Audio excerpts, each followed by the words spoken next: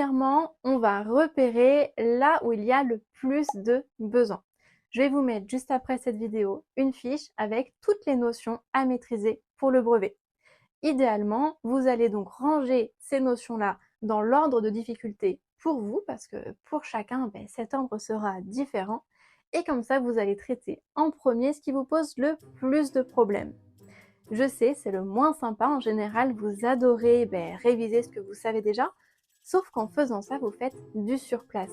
Et du coup, vous n'allez jamais augmenter vos notes comme ça. Donc, il faut commencer par ce qui est le plus difficile. Ensuite, une fois que vous avez fait ça, je suis là pour vous aider. Mon objectif, c'est de coacher un maximum d'élèves à travers Révise. Donc, suivant la notion qui vous pose le plus de problèmes, vous pourrez ou bien ici me la donner pour que je vous donne plein d'exercices à faire pour vous entraîner activement. Les exercices seront sur la capsule de 3e dédiée aux exercices. Il y aura les exercices et les corrigés.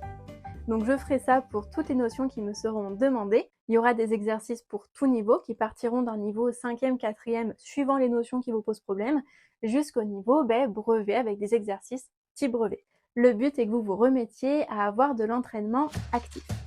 L'entraînement actif, ça veut dire quoi? Ça veut dire que si vous êtes sur un exercice et que vous avez des difficultés, il ne faut pas tout de suite vous ruer sur le corrigé. Dans un premier temps, vous pouvez par exemple extraire les informations importantes de l'énoncé et revoir est-ce que par hasard en faisant ça, vous n'y voyez pas plus clair. Si vraiment vous êtes bloqué après y avoir passé au moins 10 minutes. Ça paraît pas beaucoup, mais pour certains, c'est énorme de réfléchir 10 minutes sur un exercice.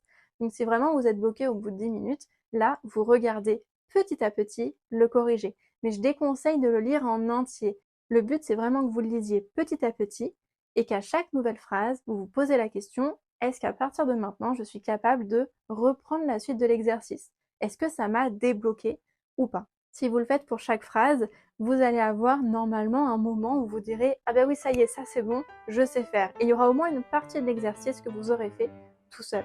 Et ça, c'est vraiment essentiel. C'est comme ça qu'on travaille activement. Et plus vous ferez d'exercices qui se ressemblent et qui sont dans le même thème, et moins vous aurez besoin d'aller voir loin le corriger avant de vous rendre compte de ce qu'il faut faire dans cet exercice. Le but, c'est que vous vous entraîniez jusqu'à ce que vous n'ayez plus besoin d'accéder au corrigé avant d'avoir rédigé en entier votre exercice.